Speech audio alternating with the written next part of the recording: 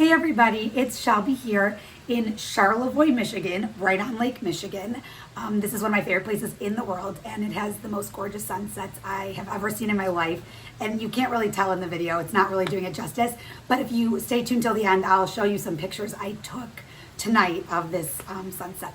But I'm so excited because I finally have another tap shoe review to do today, and it is at a lower price point. And I have had so many requests to do a review of a shoe that is not at that $300, $200 price point. So the one I'm going to talk to you about today is at a $75 price point, and it is the Bloch Showtapper. This is what it looks like, and it's sort of like an in-between flat and heel.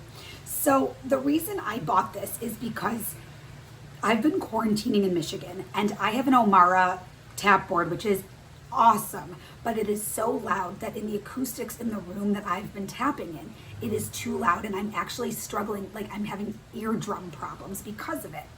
So what I thought is that I would just send over a pair of cheaper tap shoes that maybe aren't quite as loud to be able to use throughout the summer in the den of my parents' home.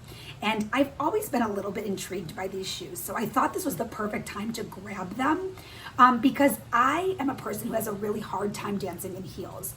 I have a lot of foot problems, a lot of itises, the ball of my foot is messed up, my arch of my foot is messed up, and so tapping in heels just makes me feel like an entirely different tap dancer.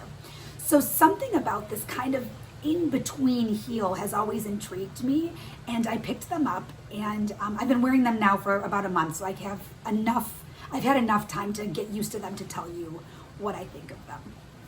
So first of all, they're really comfortable. They're sort of like this felt inside, and I've been having no problem whatsoever tapping without socks. And just for your information, I am a person who always wears socks in my flat shoes. So the fact that I'm able to tap in these without socks is pretty great.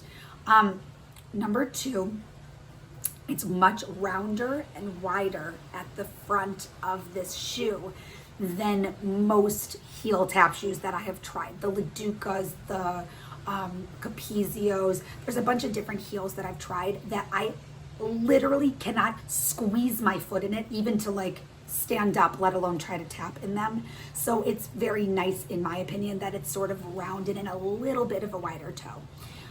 These are a size 7, and I usually wear a 7.5, but the website tells you to size up. So I first bought an 8, and those were enormous on me.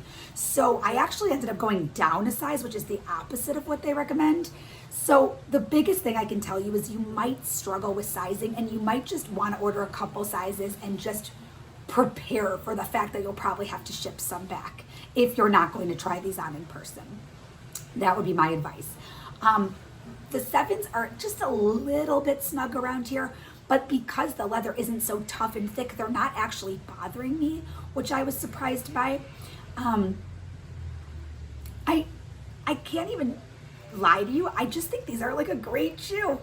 I mean, do I think they look really great on me?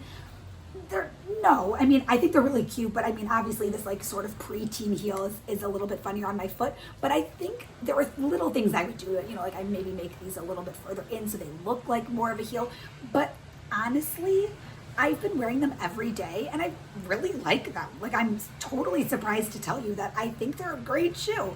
So if you're, you know, wanting to make that jump into a heel but want an in-between, this is a great choice. If you're just someone like me who wants to look a little bit more feminine in a dress or in shorts for summer and not wear a dark color flat Oxford shoe, which in Michigan I only have what I consider my fall and winter color shoe because I didn't realize I'd be here all summer. And I know that's so ridiculous, but I am such a seasonally influenced person that it's really hard for me to wear like a dark gray looking shoe with like a dress or shorts. So this has been good for that. But I think they're comfortable. I think they sound really good. I think they fit nicely. I don't notice that I'm in a heel.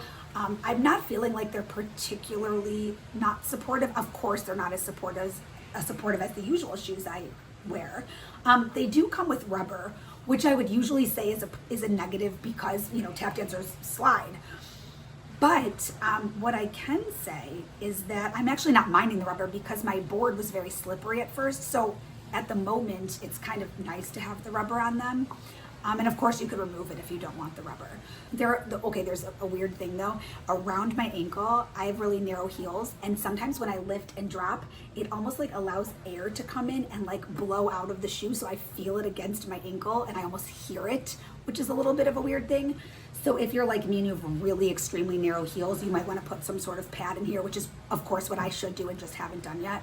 I've been wearing them basically every day, teaching Opus 1 by Harold Cromer, teaching some advanced choreography of my own. And honestly, I am just totally shocked to tell you that I've been liking them and they feel good to me.